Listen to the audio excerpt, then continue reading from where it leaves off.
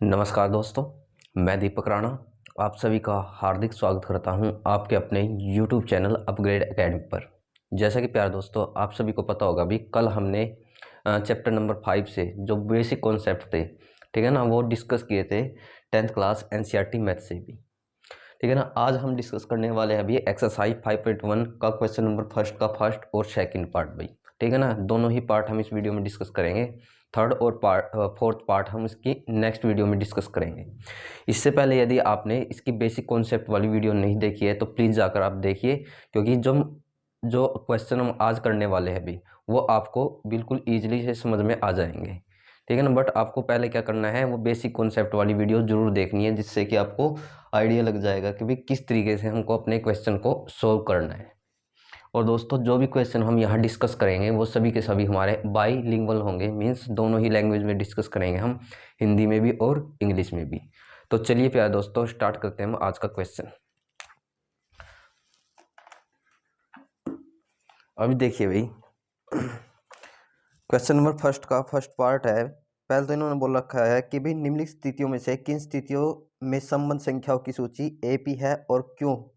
मतलब पहले तो आपको यही बताना है कि जो आपको ये 4 क्वेश्चन दिए गए हैं अभी, 4 पार्ट दिए गए हैं फर्स्ट क्वेश्चन के, इनमें से कौन सा एक एपी है भी। यदि है तो उसका आपको रीजन भी देना है भाई, क्यों है वो एक एपी। अब देखिए भाई, हम पहला क्वेश्चन करेंगे, पहले से आपको आइडिया लग जाएगा कि भाई किस तरीके से हमको इसके क्वेश्चन करने हैं और रीजन क्या देना है आपको। पहले के फर्स्ट पार्ट में गिवन आपको कि भाई प्रत्येक किलोमीटर के बाद एक टैक्सी का किराया भाई, जबकि प्रथम किलोमीटर के लिए किराया 15 रुपये है भाई, और प्रत्येक अतिरिक्त यानी एडिशनल जो फेयर है भाई, ये चार्जेज है, किलोमीटर किलोमीटर के लिए किराया 8 रुपये गिवन आपको भाई। कहने का मतलब, यदि कोई भी पर्सन है भाई, कोई भी चीज़ है वो, यदि वो फर्स्ट किलोमीटर के लिए मतलब ट्रैवल करती है, तो उसको कितने रुपए अदा करने पड़ते हैं भाई, कितने रुपए देने पड़ते हैं टैक्सी के किराए के लिए, 15 रुपये। बट उनको ये बोल रखा है कि भाई यदि वो इससे ज़्यादा, ठीक है ना, यानी फर्स्ट किलोमीटर से ज़्यादा ट्रैवल करता है भी कोई भी पर्सन है, तो उसको एडिशनल चार्जेस देना पड़ता है। वो कितना, वो 8 रुपये है भी। तो फिर इस सिचुएशन के आधार पर आपको बताना है क्या इससे हम एक एपी बना सकते हैं। यदि बना सकते हैं तो उसका आपको रीजन देना है। अब देखिए भी कैसे करेंगे भी। अब यहाँ पे फर्स्ट किलोमीटर के लिए चार्जेस कितना था, पहले तो वो लिख लेंगे। मैं इंग्लिश और हिंदी दोनों ही लैंग्वेज में आपको समझाऊंगा भाई। फर्स्ट किलोमीटर फेयर वो कितना गिवन आपको, आप बोलोगे 15 रुपीज़ गिवन है भाई। किसके लिए भाई, फर्स्ट किलोमीटर के लिए भी। यानी हिंदी में लिखेंगे इसको, पहले किलोमीटर के लिए किराया भी।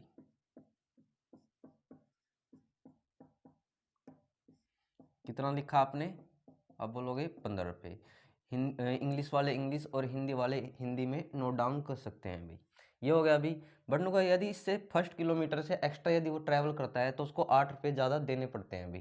तो मीन्स मैं यहाँ लिख सकता हूँ फेयर फॉर सेकंड किलोमीटर भी, या खाली आप लिख सकते हो सेकंड किलोमीटर के लिए कितने रुपए अदा करने पड़ेंगे भाई, उसको कितने रुपए देना पड़ेंगे। देखो 15 तो उसको देने देने ही है अभी, बट एक्स्ट्रा कितने देने हैं आपकी बार उसको, 8 रुपीज़। यानी कितने देने पड़ेंगे उसको कुल मिलाकर 2 किलोमीटर के लिए, 2 किलोमीटर के लिए आप बोलोगे 15 और 8 भाई, ठीक है ना, 23 रुपीज़ देने पड़ेंगे भाई। हिंदी में कैसे लिखेंगे इसको, यहाँ लिख सकते हैं भाई, या फिर ऐसे लिख लो, दूसरे किलोमीटर के लिए किराया।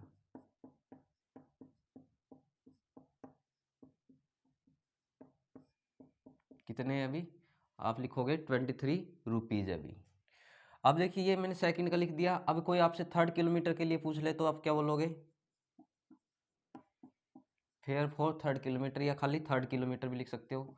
देखिए पहले किलोमीटर के लिए उसको 15 तो देने ही पड़ेंगे, सेकंड किलोमीटर के लिए 8, बट अब थर्ड किलोमीटर भी ट्रैवल किया है उसने, तो 8 और एक्स्ट्रा उसको देने पड़ेंगे। यानी कुल मिलाकर आप उसको कितने रुपए देने पड़ेंगे, आप बोलोगे 31 रुपीज़ देने पड़ेंगे। तो यहाँ लिखेंगे भाई तीसरे किलोमीटर के लिए किराया, आप लिखोगे यहाँ पे 31। ऐसे ही आप लिख सकते हो भी 4th किलोमीटर के लिए भी, ठीक है ना, 15 + 8 + 8 + 8, इस टाइप से आप आगे तक इसको कैरी ऑन यानी बढ़ा सकते हो। मिनिमम आपको इतना ही करना है, इससे ज़्यादा नहीं करना है भी।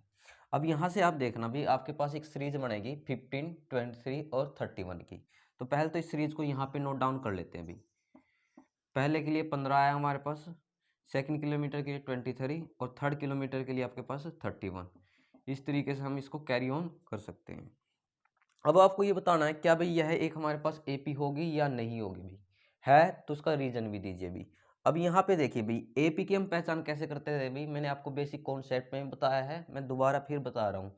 आपको इनका कॉमन डिफरेंस चेक करना पड़ेगा भाई। कॉमन डिफरेंस का मतलब सारों अंतर निकालना पड़ेगा। सारों अंतर कैसे निकालोगे आप, A2 माइनस का A1 करके।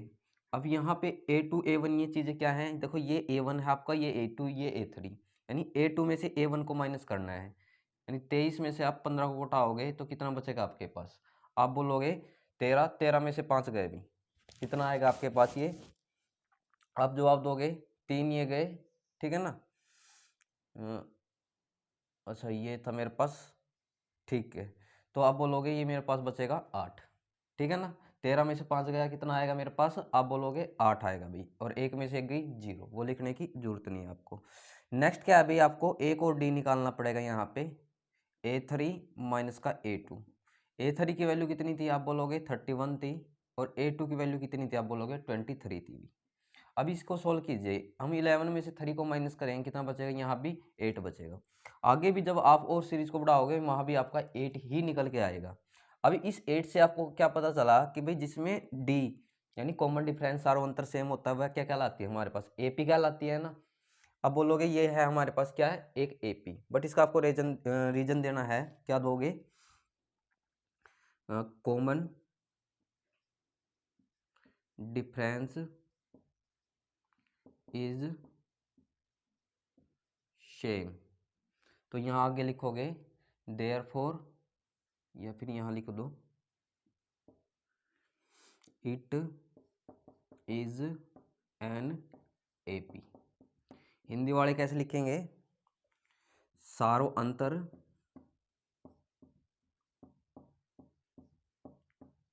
समान है इसलिए यह एक एपी होगी भाई, एक एपी होगी। क्या लिखना है, इनका सार्वंतर यानी कॉमन डिफरेंस समान है, इसलिए यह क्या होगी हमारे पास, एक एपी होगी। ये रीजन में दोगे, ये आपको दिखाना पड़ेगा वहाँ पे, जिससे कि उनको पता चल जाए कि भाई ये हमारे पास एक एपी है। बस आपको क्या करना है, अपना पहले किलोमीटर के लिए जितना वो लिखना है, एडिशनल अपना ऐड करते चलना है, 4th 5th जितना भी आप लिखना चाहो। मिनिमम आपको 3rd तक ही लिख के बता देना है। देन आफ्टर आपको उसका डिफरेंस बताना है, डिफरेंस के बाद आपको ये लाइन लिख देनी है। इससे आपका जो भी क्वेश्चन है उसका सॉल्यूशन हो जाएगा अभी। तो ये था भाई क्वेश्चन नंबर फर्स्ट का फर्स्ट पार्ट। अब मैं चलता हूँ इसके सेकंड पार्ट की तरफ, उसको कैसे सोल्व करेंगे।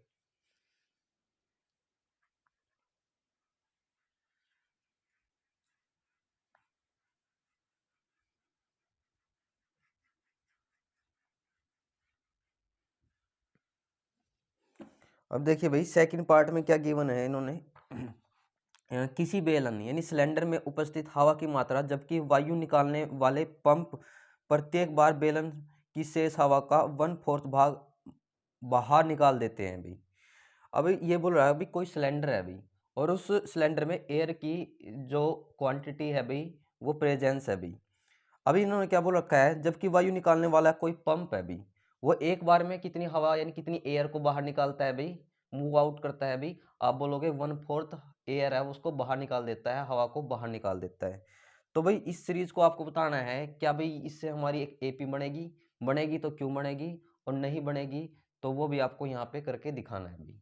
अभी यहाँ पे देखिए भाई कितना भाग वो बाहर निकालता है, पहले तो थोड़े से बेसिक कॉन्सेप्ट को समझिए, उसके बाद हम इस क्वेश्चन को स्टार्ट करेंगे फर्स्ट के सेकंड पार्ट को। इन्होंने बोल रखा है कि ये 1/4 भाग अपना बाहर निकाल देता है भाई। 1/4 का मतलब क्या है कि भाई जो सिलेंडर है ना उसके अंदर जो टोटल वॉल्यूम है वो है 4, और 4 में से वो एक बार में कितनी बाहर निकालता है, आप बोलोगे 1 पार्ट यानी एक भाग वो बाहर निकाल देता है। अभी देखिए कैसे सोल्व करेंगे इस क्वेश्चन को, यहाँ से हमारा सॉल्यूशन स्टार्ट होता है। तो पहले लिख लेंगे let be the volume of cylinder. वो आप क्या करोगे, लेट किया है तो जो ये टोटल है ना भाई, क्योंकि ये निचले वाली जो वैल्यू है टोटल को रिप्रेजेंट कर रही है, और हम क्या कर देंगे 1 मिनट के लिए इसका क्यूब कर लेंगे भाई, ठीक है ना। वॉल्यूम में क्या कर लेंगे 1 मिनट के लिए क्यूब कर लेंगे, और 4 का क्यूब क्या आएगा, आप बोलोगे 64 आएगा, 64 आएगा। हिंदी वाले कैसे लिखेंगे, माना बेलन का आयतन वो कितना आएगा आपका, यही लिखना है आपको जो मैंने अभी लिखवाया आपको, 64 यानी 64 आएगा। ये तो क्या आ गया हमारे पास, बेलन का आयतन निकल के आ गया, ये हमने इतना मान लिया अभी। अभी देखिए ये भी कितना मूव आउट करता है भाई, कितनी एयर बाहर निकालता है भाई। अब यहाँ पे निकलेंगे भाई, फर्स्ट टाइम में पहली बार में जो एयर की मात्रा है अभी, एयर मूव इन सिलेंडर। अब देखिए कितनी निकालता है, आप बोलोगे 1/4 पार्ट वो मूव करता है, बाहर निकालता है, किससे, टोटल वॉल्यूम से। टोटल वॉल्यूम कितना है, आप बोलोगे 64, कितना बाहर निकालेगा, आप बोलोगे 1/4 बाहर निकाल देगा। जब हम इसको सोल्व करेंगे कितना आएगा, 4 एकम 4, 2 बचेगा, 4 6 24 भाई, यानी 16 यूनिट मान सकते हो आप, क्योंकि हमको क्वांटिटी नहीं गिवन है, सॉरी यूनिट नहीं गिवन, एक्चुअल में मीटर है या सेंटीमीटर है।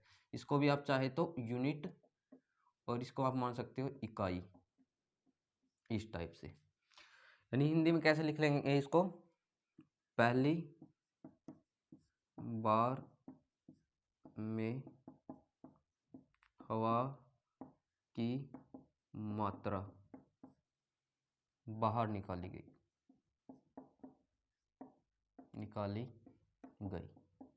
तो मैं इस चीज़ को डायरेक्ट लिखवा रहा हूँ, आप इसको दोबारा से हिंदी वाले लिख सकते हैं, इस चीज़ को भी मैंने लिखवा दिया यहाँ पे आपको, 16 यूनिट यानी 16 इकाई भी।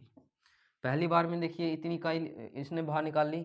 अब जो सिलेंडर था उसके अंदर रिमेनिंग जो एयर है अब कितनी प्रेजेंस होगी भाई, तो यहाँ लिखेंगे भाई रिमेनिंग एयर भी, शेष हवा। अब देखिए टोटल 64 थी, 64 में से 16 तो हमने क्या कर दी, बाहर निकाल दी। आप बोलोगे कितनी बचेगी, 14 में से 6 गया तो आप बोलोगे 8 आएगा, 5 में से 1 गया आप बोलोगे 4 आएगा।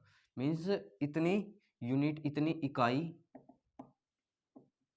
अब इसके अंदर प्रेजेंस है अभी, किसके अंदर, सिलेंडर के अंदर। फिर सेकंड बार फिर क्या करेगा वो, 1/4 बार निकालेगा, तो यहाँ लिखेंगे second time air move in cylinder. अब देखिए भाई रिमेनिंग कितनी है, अब बोलोगे 48, 48 में से कितना पार्ट वो बाहर निकालेगा, 1/4 निकाल लेगा। 1/4 का मतलब क्या होगा आपके पास, 4 एकम 4, 4 दूनी 8 यानी 12 यूनिट भाई। और हिंदी में लिखेंगे इसको, दूसरी बार बाहर निकाली गई वायु या हवा, निकाली गई हवा, वो मैं डायरेक्ट लिखवा रहा हूं, तो आप बोलोगे 12 यूनिट यानी 12 इकाई भी। अब यहाँ आगे ही मैं सोल्व करवा रहा हूं। अब जो रिमेनिंग एयर है भाई क्या है, शेष वायु, वो कितनी बचेगी, आप बोलोगे भाई देखो 48 में से अब की बार हमने 12 और बाहर निकाल दी, मेरे पास बचेगा 8 में से 2 गया 6, 4 में से गया 3, 36 यूनिट, हिंदी में लिखेंगे 36 इकाई भी। इसको इस तरीके से इसको नोट डाउन कर लेंगे भाई। अब क्या है भाई, मैं इसको थोड़ा ऊपर नोट डाउन करवा रहा हूँ आपको, ठीक है ना, हो सकता है आपको ये नीचे ना दिखे। नेक्स्ट टाइम क्या करेंगे भाई, third time air move in cylinder. अब थर्ड टाइम भी वही होगा भी आपके पास, 1/4 ही बाहर निकाल लेगा ये, तो हमने ये निकाल दिया, तो कितना होगा अभी आपके पास, 9 यूनिट उसने बाहर निकाल दिया अभी, ठीक है ना। हिंदी में क्या लिखेंगे इसको, तीसरी बार बाहर निकाली गई वायु की मात्रा या हवा की मात्रा भी, जो भी आप चाहे वो लिख सकते हैं भाई। अब लिखोगे 9 इकाई। अब रिमेनिंग एयर कितनी बचेगी, आप बोलोगे रिमेनिंग एयर, शेष हवा या वायु, जो भी आपको लिखना है। अभी देखिए हमारे पास कितनी बची थी, आप बोलोगे 36। 36 में से उसने कितनी मूव कर दी, आप बोलोगे 9। तो 36 में से हम 9 को घटाएंगे, कितना बचेगा, तो 6। अच्छा 6 ये गए आपके पास, 3 वो गए, तो 27 यूनिट यानी इकाई। ठीक है ना भाई। इस तरीके से आपको क्या करना है भाई, यहाँ से जितनी भी एयर मूव कर रहा है, अब मतलब हर एक टाइम यानी एवरी टाइम 1/4 एयर है वो क्या कर रहा है, अपनी सिलेंडर से मूव कर रहा है अभी। तो इस तरीके से क्या है, अब दिए गए डाटा के अकॉर्डिंग ये हमको क्या निकालनी है कि अभी क्या इनसे हमारी एपी जनरेट होगी या नहीं होगी भी। अब देखिए कैसे करना है इस चीज़ को।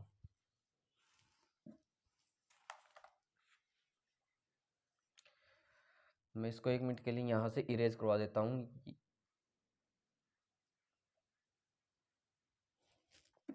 अब मैं इस सीरीज को यहाँ नोट डाउन करता हूँ। कुल एयर कितनी प्रेजेंस थी, आप बोलोगे 64। सेकेंड टाइम में 1/4 बाहर निकल गई थी, तो कितनी बची थी, आप बोलोगे 48। फिर 1/4 बाहर निकल गई थी, कितनी बची थी, आप बोलोगे 36। 1/4 बाहर निकली थी, आपको बोलोगे 27। इस तरीके से हम आगे तक इसको कैरी ऑन यानी जारी रख सकते हैं। बट आपको ये बताना है कि भाई क्या यह हमारे पास एक एपी होगी, और एपी के लिए मैंने क्या बोला था आपको कि भाई इसका डी निकालना पड़ेगा। डी कैसे निकलेगा, A2 माइनस A1 करके। अब A2 की वैल्यू क्या थी अपने पास, 48 थी, और A1 की वैल्यू कितनी थी, 64 थी भी। तो यहाँ से कितना बचेगा हमारे पास, 14 में से 8 गया अभी, 4 ये गए, 4 में गए, तो 6, 5 में 4 गया 1, 16, वो भी नेगेटिव का, क्योंकि बड़े वाला का साइन आएगा आपका। सेकंड एक डी और निकाल लेते हैं, क्या भाई वो हमारे पास सेम आएगा। तो यहाँ लिखेंगे हम A3 माइनस का A2। A3 की वैल्यू ये है, A2 की ये है 36 माइनस का 48। तो कितना बचेगा, 8 में 6 गया 2 बचेगा, 4 में 3 गया 1, ये माइनस का। अभी यहाँ से हमको पता चल रहा है अभी कॉमन डिफरेंस यहाँ पे -16 है, यहाँ पे कॉमन डिफरेंस -12 है। जब हमारे पास कॉमन डिफरेंस ही सेम नहीं है तो हम बोल देंगे कि भाई दिए गए डेटा से भी यानी डाटा से हम क्या नहीं बना सकते, एक एपी नहीं बना सकते। तो यहाँ पे आपको क्या लाइन लिख देनी है,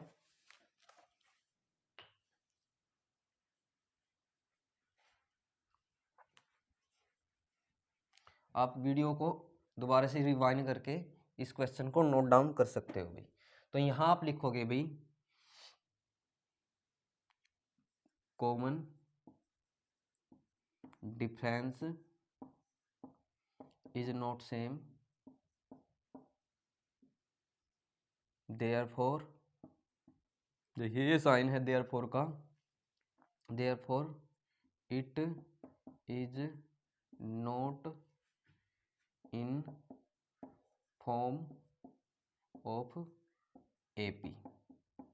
और हिंदी में कैसे लिखेंगे इस चीज को, सारो अंतर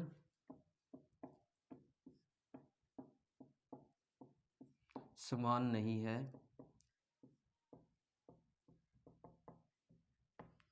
इसलिए हम एपी नहीं बना सकते भी, किससे, इस डेटा से भी। ठीक है, बस ये आपको लाइन लिखनी है, हिंदी वाले हिंदी लिख लेंगे और इंग्लिश वाले इंग्लिश। तो ये इस तरीके से आपको इस क्वेश्चन के सॉल्यूशन डिटरमाइन करने हैं, निकालने हैं भी। तो दोस्तों इस वीडियो में जैसे मैंने बोला था आपको 2 ही पार्ट करेंगे, नेक्स्ट वीडियो में हम इसका 3rd और 4th पार्ट कंप्लीट करके क्वेश्चन नंबर 1 को कंप्लीट कर लेंगे। यदि फिर भी आपको 1st और 2nd पार्ट में कोई प्रॉब्लम या कोई डाउट होता है तो प्लीज़ आप कमेंट कर सकते हो, हम दोबारा फिर यहाँ पर उन क्वेश्चंस को डिस्कस कर लेंगे भी। तो ठीक है दोस्तों, मिलते हैं हम नेक्स्ट वीडियो में नेक्स्ट क्वेश्चंस के साथ। Thank you very much for watching my video.